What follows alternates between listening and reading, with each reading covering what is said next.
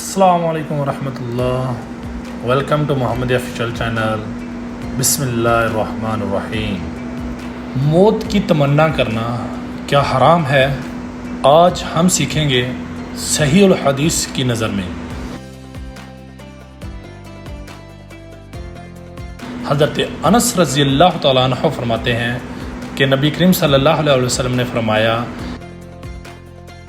کسی تکلیف کا شکار اگر کوئی شخص ہو جائے اسے موت کی تمنا نہیں کرنی چاہیے، اور اگر کوئی موت کی تمنا کرنے لگے تو یہ کہنا چاہیے،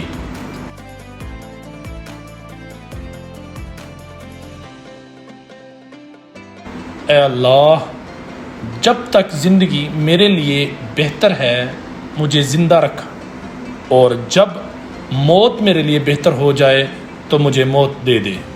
صحیح بخاری حدیث نمبر 5671. حضرت ابو ہریرہ رضی اللہ تعالیٰ عنہ بیان کرتے ہیں کہ میں نے رسول اللہ صلی اللہ علیہ وسلم سے سنا ہے، آپ نے فرمایا کسی شخص کا عمل اسے جنت میں داخل نہیں کر سکے گا. صحابہ اکرام رضی اللہ تعالیٰ عنہ نے عرض کیا، یا رسول اللہ صلی اللہ علیہ وسلم، آپ کا بھی نہیں؟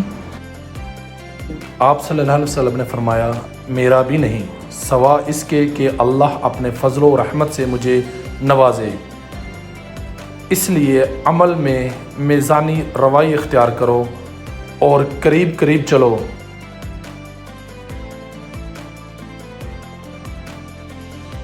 اور تم میں کوئی شخص موت کی تمنا نہ کرے، کیونکہ یا وہ نیک ہوگا تو امید ہے کہ اس کے عمل میں اضافہ ہو جائے، اور اگر کوئی برا ہے تو امید ہے کہ وہ توبہ کر لے اور اللہ اس کی توبہ قبول کر لے. صحیح بخاری حدیث نمبر 5673.